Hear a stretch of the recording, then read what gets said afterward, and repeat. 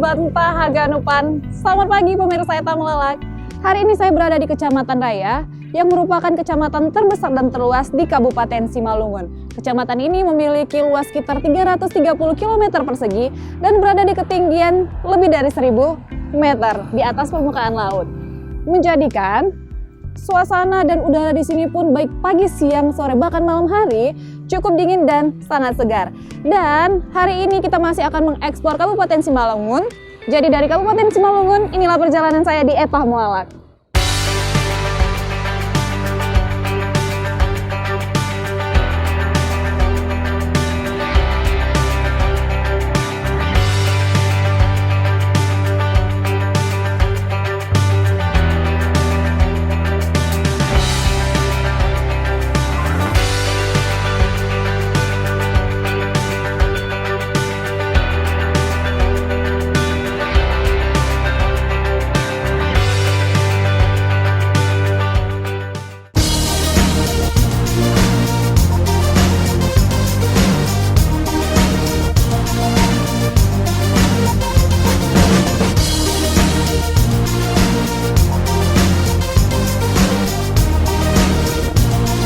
Kabupaten Simalungun merupakan salah satu kabupaten yang ada di Sumatera Utara.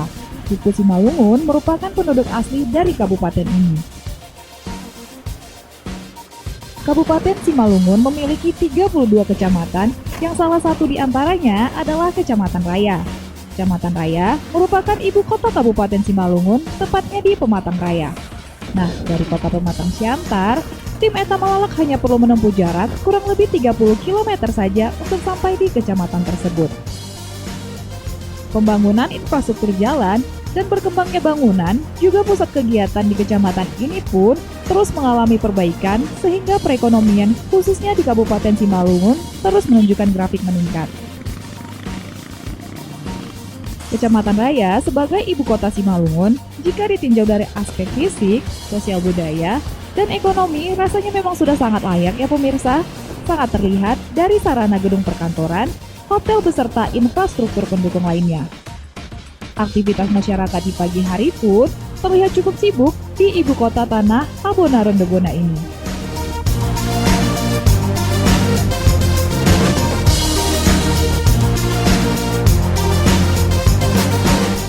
Nah, dengan kondisi geografis yang sangat menguntungkan untuk Kabupaten Simalungun, di beberapa bagian wilayah kabupaten ini terdapat banyak pohon bambu yang dimanfaatkan warga untuk membuat keranjang. Dan kita akan mengunjungi salah satu rumah produksi yang membuat keranjang dari bambu dan seperti apa prosesnya, terus di Eta Melalak.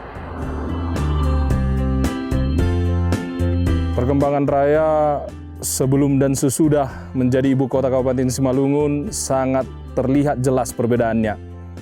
Dulu Raya merupakan salah satu kecamatan di Kabupaten Simalungun yang belum ibu kota dengan kondisi jalan, dengan kondisi infrastruktur yang belum memadai.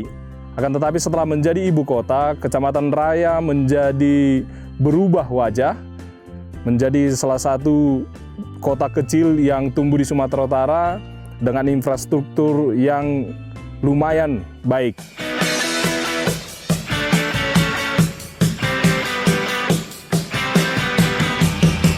Dari Pematang Raya, sekarang saya sudah berada di Desa Dalik Raya, namun masih di Kecamatan Raya. Nah, bersama Bang Indra Saragi, saya menuju ke ladang untuk menebang batang pohon bambu yang akan kita jadikan keranjang. Yuk, pemirsa!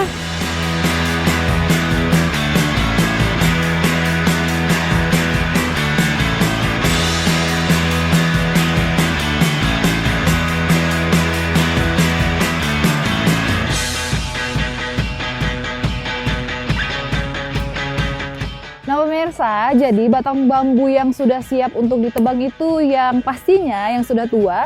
Dan mari kita biarkan sang profesional atau yang ahlinya untuk menebang bambunya terlebih dahulu, lalu kita akan proses. Ikuti terus di Eta Melalak.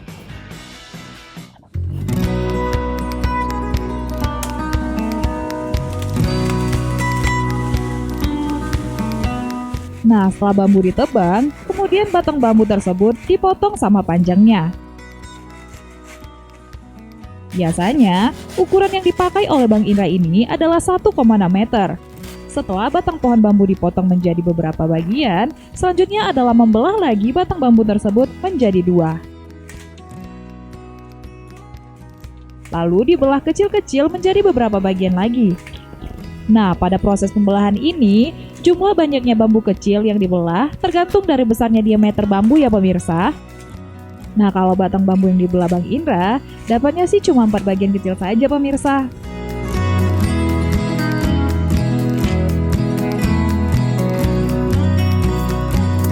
Nah pemirsa, setelah tadi ditebang lalu dibelah, proses selanjutnya dinamakan menggoleh.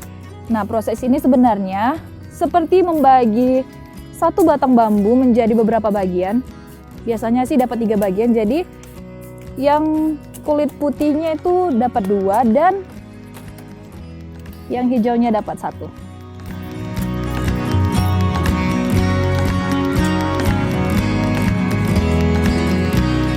Pada proses menggoleh ini, biasanya Bang Indra selalu menggunakan alas dari goni plastik yang digunakan seperti baju pada bagian dada. Ternyata, tujuannya adalah agar getah-getah dari bambu tidak menempel pada pakaian yang kita gunakan. Karena jika terkena pada pakaian, getah bambu akan sangat sulit dihilangkan. Wah, cukup kreatif ya pemirsa.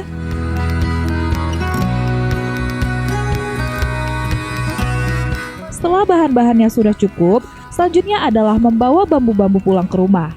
Diikat dulu ya pemirsa, biar tidak berserakan di jalan.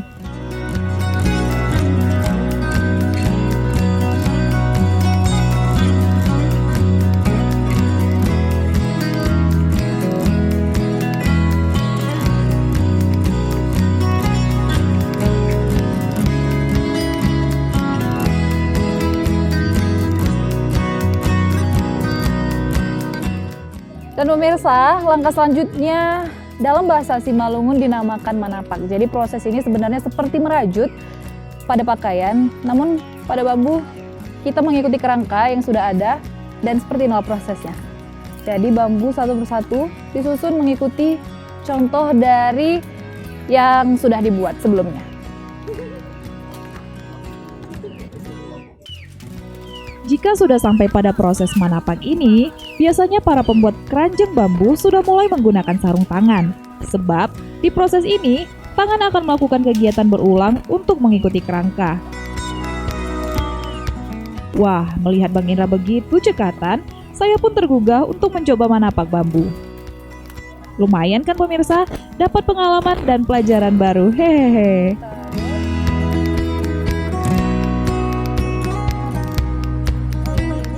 Namun, jika Anda juga ingin belajar manapak bambu, selalu berhati-hati ya pemirsa, karena batang bambu bisa membuat tangan kita terluka, dan kalau bisa, gunakan sarung tangan juga ya pemirsa.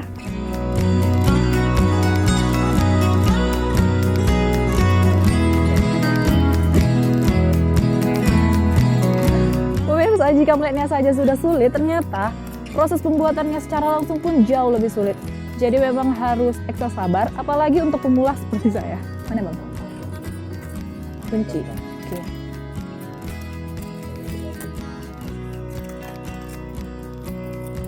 Nih. Oke. Ini sudah bang? Ini tapi belum dikunci, udah. Empat lagi.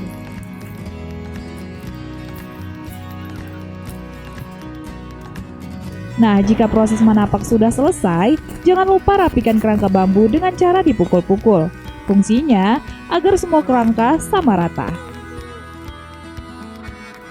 Karena sudah rapi, selanjutnya adalah memasukkan pokal pada kerangka.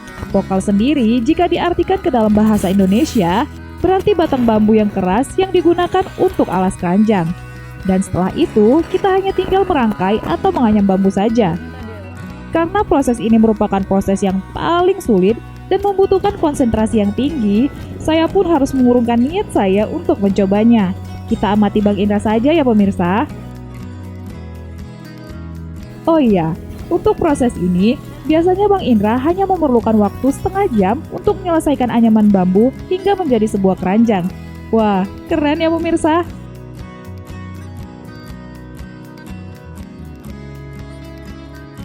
Jika Jika dipasarkan, harga sebuah keranjang bambu ini dibanderol dari Rp7.000 sampai Rp12.000 pemirsa.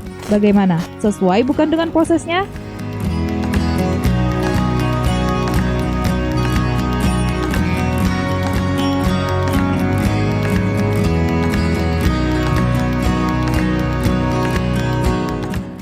Nah pemirsa, akhirnya setelah melalui proses yang cukup panjang, jadilah keranjang dari bambunya. Nah, kalau dilihat-lihat sih tinggi dari bambunya itu kurang lebih 50 cm. Dan keranjang ini sebenarnya digunakan tergantung pemakaian kita sendiri. Namun, di tempat ini biasanya keranjang ini digunakan untuk tomat juga jeruk. Dan setelah ini saya masih akan mengekspor Kabupaten Simalungun.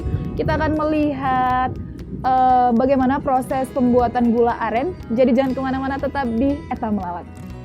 Yuk.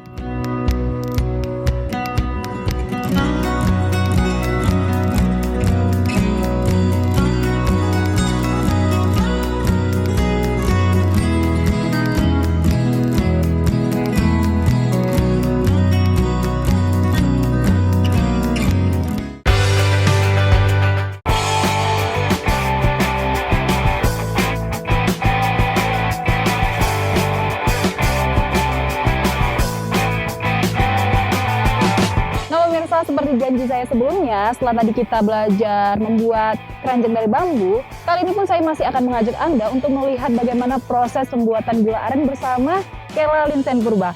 Seperti apa prosesnya? Yuk, ikutin kita. Yuk, Kela.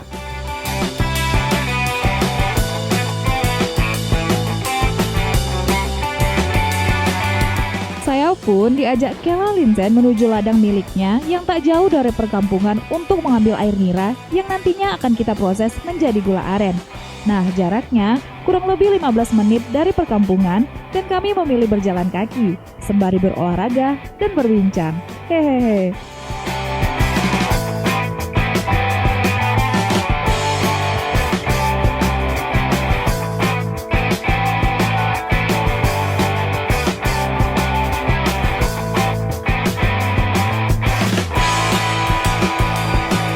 Nah pemirsa, sekarang kita sudah sampai di ladangnya.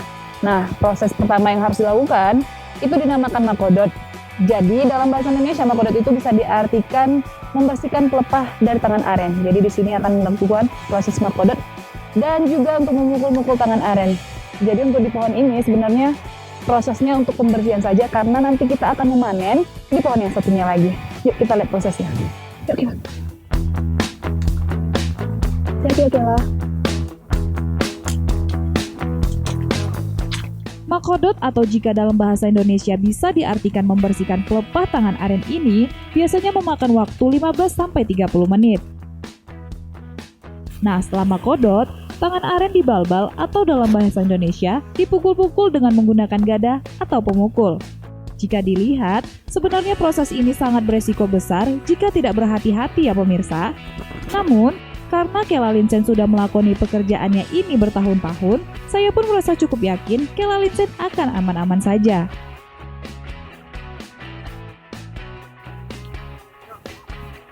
Nah, setelah tadi dipukul-pukul arennya pakai gada ini, jadi sebenarnya proses pemukulannya itu dalam 1 minggu itu 1 kali, jadi 1 bulan itu ada 4 kali pemukulan pakai gada ya Kela. Dan selanjutnya adalah memotong mayang.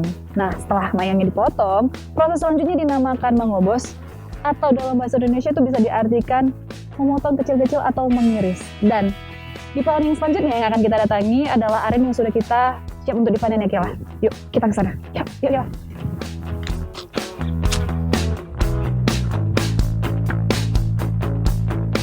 Nah, ini dia pohon satunya lagi pemirsa.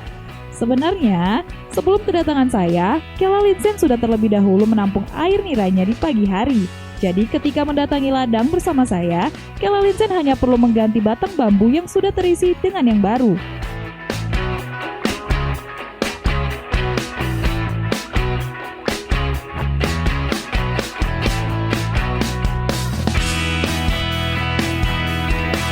Tada! Nah ini dia pemirsa, air nira yang sudah selesai dipanen. Jadi selanjutnya air nira ini akan kita bawa ke pergulaan atau tempat masak dan kita akan proses di sana. Kita akan masaknya di sana. Yuk, let's go.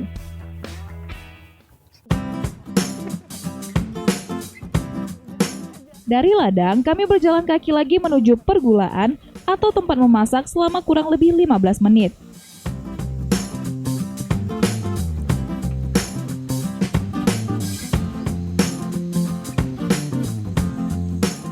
Air nira yang sudah kami bawa sebelumnya dari ladang kemudian dituangkan ke dalam kuali besar yang sudah disiapkan Kela Linsen. Prosesnya pun masih tradisional, menggunakan tungku sederhana dan pembakarannya menggunakan bambu dan kayu. Waktu yang dibutuhkan juga tidak begitu lama sampai air nira mendidih, tergantung dari besar kecilnya api pembakaran. Jika kualitas bambu ataupun kayu yang kita gunakan bagus, maka api yang akan dihasilkan pun juga bagus dan begitu pun sebaliknya. Namun, memasak air nira menjadi gula tentunya juga menguji kesabaran ya pemirsa. Pasalnya, asap yang dihasilkan juga berhasil membuat mata kita perih, jadi harus tetap sabar dan semangat.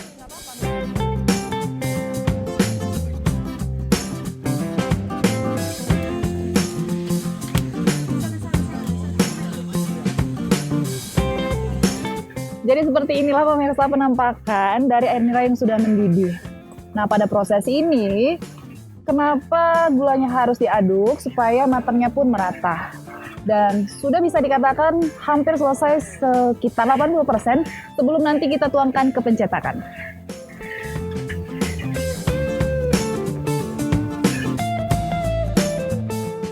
Terus aduk sampai benar-benar mengental ya pemirsa. Dan jika sudah mengental, artinya gula arennya siap untuk dipindahkan.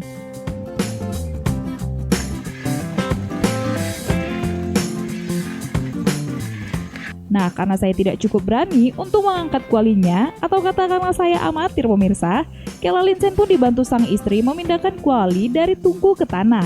Karena sebelum dituang ke cetakan, gula harus dibiarkan dingin dulu hingga beberapa belas menit saja. Nah, jadi sembari menunggu gulanya dingin, kita cuci dulu tempat cetakannya jadi supaya nanti tidak lengket.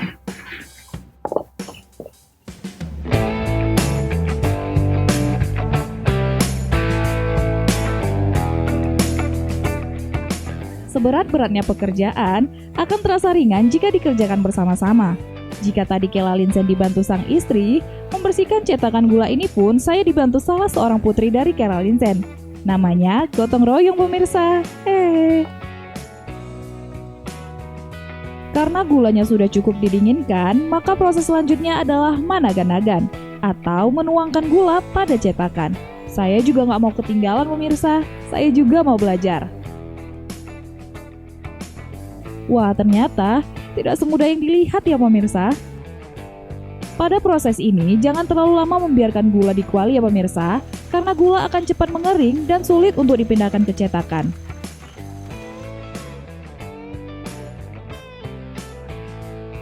Akhirnya pemirsa, ini dia gula yang tadi sudah kita masak, lalu kita tuangkan ke pencetakan.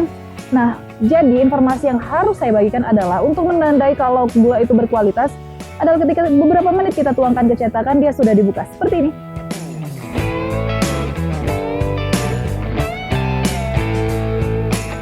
Gula aren yang sudah dibuka dari cetakannya pun masih harus dibiarkan kering hingga bagian dalamnya sebelum akhirnya gula siap dipasarkan. Harga sekilo gula aren juga mengikuti kebutuhan pasar, namun biasanya berkisar di antara 13.000 hingga 20.000 per kilonya.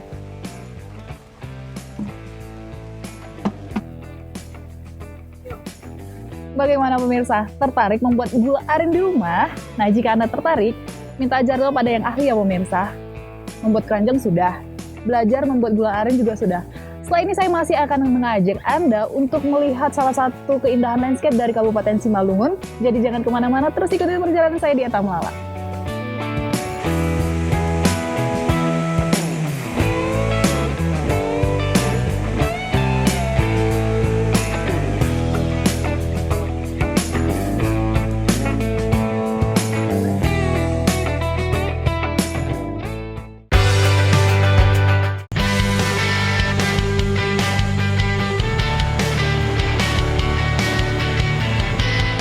mengakhiri ekspor hari ini di Kabupaten Simalungun, saya akan mengajak pemirsa melihat salah satu keindahan landscape dari kabupaten ini, yaitu air terjun Tarak Nionggang. Namun, menuju destinasi, kita harus berjalan kaki dari tempat pemberhentian kendaraan dan melewati ladang-ladang milik warga. Kecamatan Raya memiliki potensi wisata, salah satunya Tarak Nionggang yang terletak di Nagori Bongguran Kariahan. Kondisinya saat ini masih membutuhkan perhatian dari pemerintah, baik dari pemerintah pusat, apalagi terkait infrastruktur menuju lokasi wisata tersebut.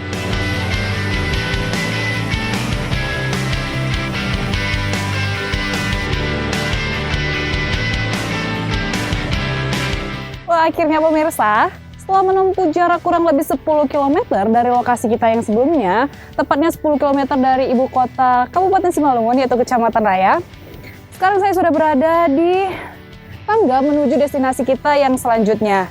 Nah, mendapati tangga ini, sepertinya perjalanan kita menuju destinasi berikutnya sudah semakin dekat.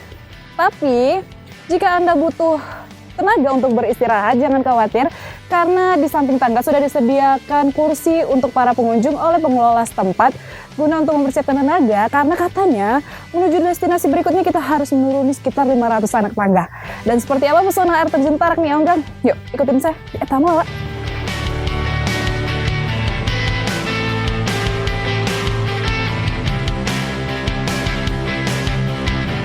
Perkembangan lokasi wisata tersebut mulai sejak dibuka sampai saat ini sudah mengalami perubahan. Pada tahun sebelumnya, lokasi wisata tersebut telah mendapat pembangunan infrastruktur berupa tangga menuju lokasi Tarak Nionggang dari pemerintah Kabupaten Simalungun. Dan untuk perencanaan pembangunan di tahun 2021 juga kita mengusulkan agar dilakukan perbaikan terhadap akses masuk terhadap wisata tersebut, juga jalan menuju wisata tersebut mulai dari Simpang Pangalbuan sampai dengan lokasi wisata Tarak Nionggang.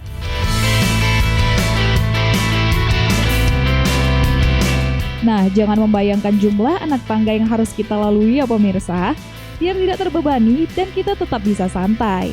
Juga tidak perlu khawatir, pepohonan dan tumbuhan hijau yang rimbun membuat suasana sepanjang trekking begitu teduh dan nyaman. Jadi berjalan pun terasa lebih ringan.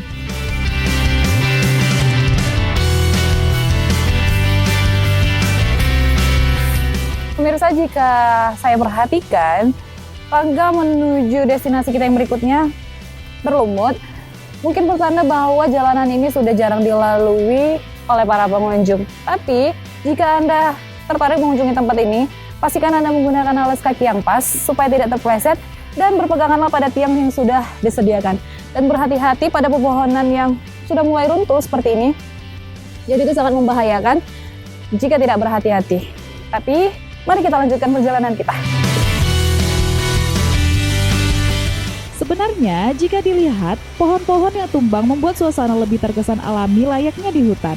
Namun jangan terlalu terbuai ya pemirsa, perhatikan sekeliling dan tetap berhati-hati.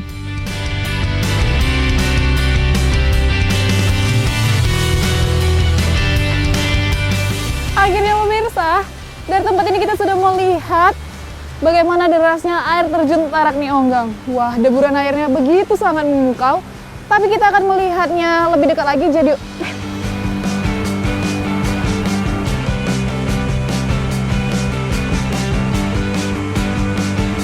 Air terjun Tarak Nionggang merupakan salah satu dari sekian banyaknya wisata air yang ada di Simalungun. Air terjun ini memiliki ketinggian kurang lebih 50 meter. Dan katanya ditemukan sekitar kurang lebih 15 tahun yang lalu. Juga tidak salah jika dikatakan sebagai surga wisata barunya Kabupaten Simalungun. Sebab pemandangan eksotis kekayaan flora dan fauna di sekitar lokasi akan membuat siapa saja berdecak kagum. Belum lagi, dinding-dinding di sekitar air terjun yang seperti dipahat, menambah daftar keindahan yang ditawarkan si gagah Tarak Nionggang.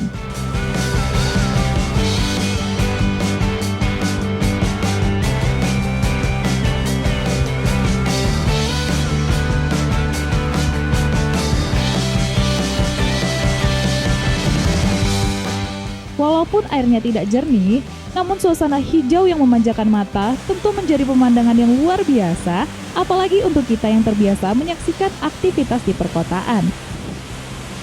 Namun karena angin yang berhembus begitu kencang, membuat air seperti berterbangan dan membuat pandangan saya tidak begitu leluasa menikmatinya hingga ke bawah. Dan saya pun memutuskan untuk menikmati keindahan si cantik Tarak Rionggak ini hanya dari kejauhan saja. Dan tak lupa, saya mengabadikannya lewat handphone dan menciptakan momen sebagai pengingat kelak. Siapa tahu bisa berlibur ke sini lagi bersama keluarga.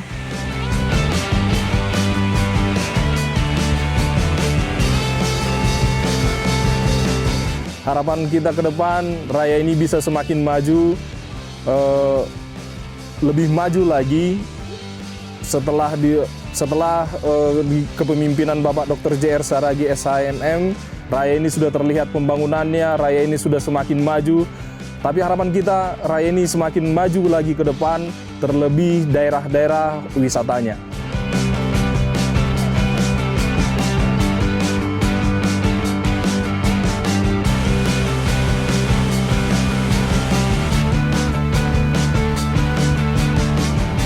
Pemirsa, mengakhiri eksplor kita hari ini di Kecamatan Raya Kabupaten Simalungun. Walaupun saya tidak bisa menikmati airnya secara langsung, tapi saya sudah merasa cukup puas karena bisa menyaksikan bentangan alam yang luar biasa di Kabupaten Simalungun ini dan harus kita syukuri. Terima kasih sudah mengikuti perjalanan saya dan sampai jumpa di episode berikutnya. Tetap jaga kesehatan dan dadah!